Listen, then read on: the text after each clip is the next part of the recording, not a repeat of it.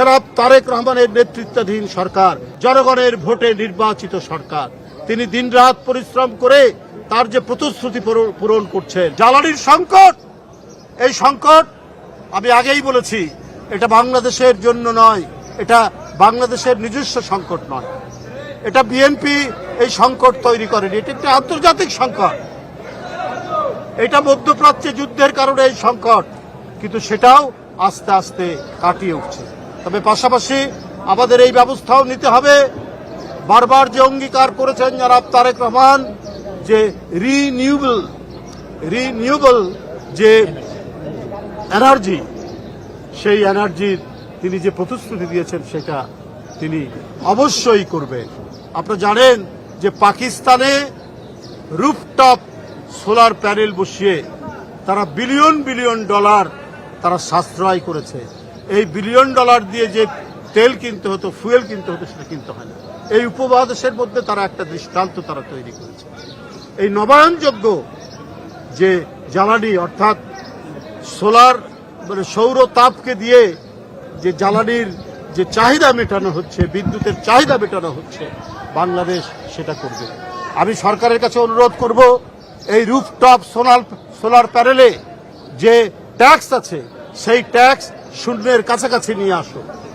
বিদ্যুৎ মন্ত্রীকে বলবো শূন্যের কাছাকাছি নিয়ে আসুন, এটা উৎসাহিত করুন এবং এর যন্ত্রাংশ আমদানি করতে যে ধরনের ট্যাক্স দিতে হয়, ট্যারিফ দিতে হয়, সেটা কমিয়ে দিন, যাতে মানুষ তাদের ছাদে সৌর প্যানেল বসিয়ে বিদ্যুৎ চাহিদা পূরণ করতে পারে, যাতে আর কারো দিকে মুখ চেয়ে অন্য কোনো দেশের মুখ চেয়ে আমাদেরকে থাকতে না হয়। বন্ধুরা আমার, সেই দিকে আমাদের দেখতে হবে। আমাদের সরকারের যারা মন্ত্রীরা আছেন তাদেরকে যদি সদা সতর্কতা থাকতে হবে।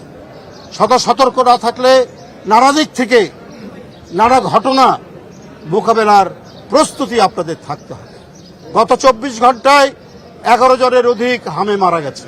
কেন?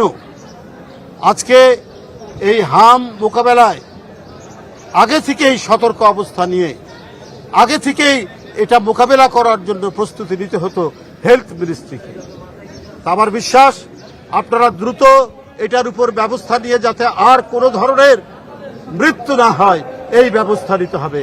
কারণ জনগণের কাছে জবাবদিহি সরকার হচ্ছে জনাব তারেক রহমানের নেতৃত্বাধীন সরকার, কারণ জনগণের ভোটে নির্বাচিত সরকার, তিনি দিনরাত পরিশ্রম করে তার যে প্রতিশ্রুতি পূরণ করছেন।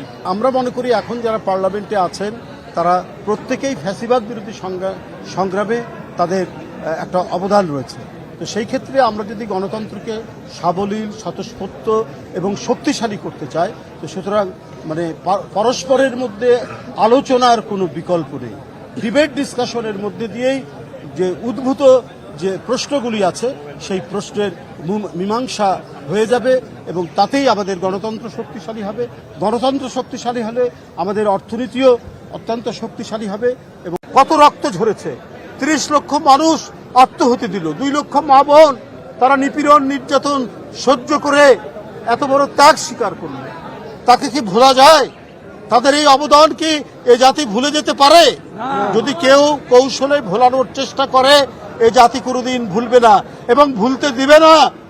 ইশরাক হোসেনরা, মন্ত্রীরা এইটা ভুলতে দিবে না। এটাই হলো অঙ্গীকার, এটাই হচ্ছে তারুণ্যের অঙ্গীকার। আজকে স্বয়ং সম্পূর্ণ হতে হবে আমাদেরকে। জিয়াউর রহমানের রাজনীতির দর্শন ছিল এইটা। কি ছিল তখন দেশে? কিছুই ছিল না, কিন্তু গোটা জাতিকে তিনি উদ্বুদ্ধ করলেন খাল কাটা কর্মসূচির মধ্যে দিয়ে, শিক্ষা কর্মসূচির মধ্যে দিয়ে, যে আমাদেরকে লেখাপড়া শিখে আলোকিত হতে হবে।